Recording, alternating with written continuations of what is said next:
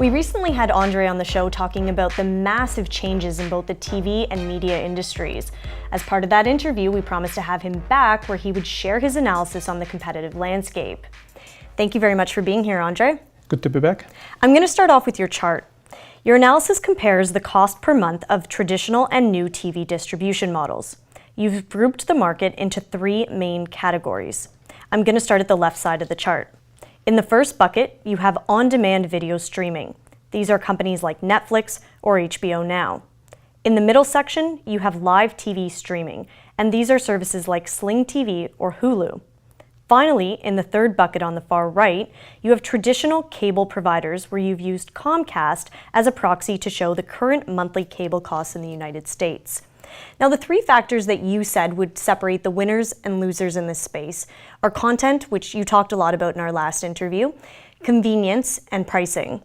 Let's talk about convenience a little bit. What's the story there?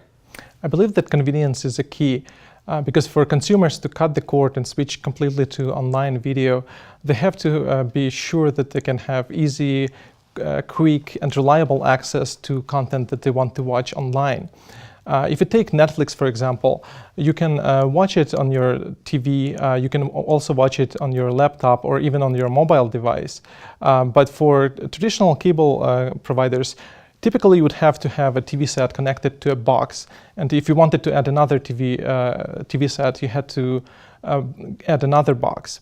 That's slowly changing as well as they recognize this change and trying to put more content online for the subscribers, but the change is gradual.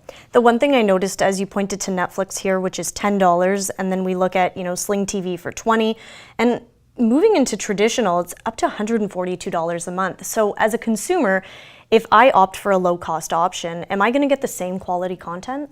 A lot of the content is actually the same. So if you look at Sling TV at $20, you're getting some of the channels that are very similar. For example, you're getting ESPN and Travel Channel, which are also included in cable packages.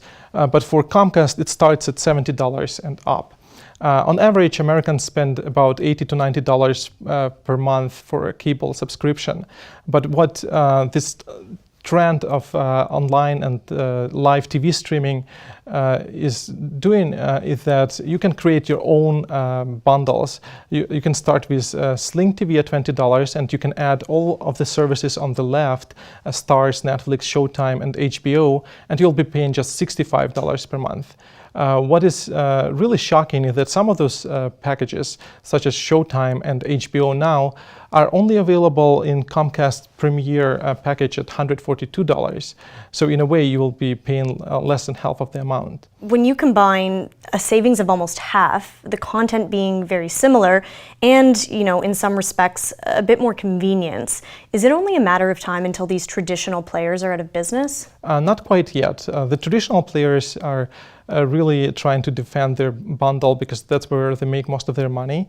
If you look at Disney, when they announced that they will make an ESPN app available with 10,000 sport events available live in the future, they also disclosed that many of those events will not be the same as the ones that you have on cable TV, which means that if you want to watch your team's tonight's game, most likely you will still have to be paying for a pay TV bundle.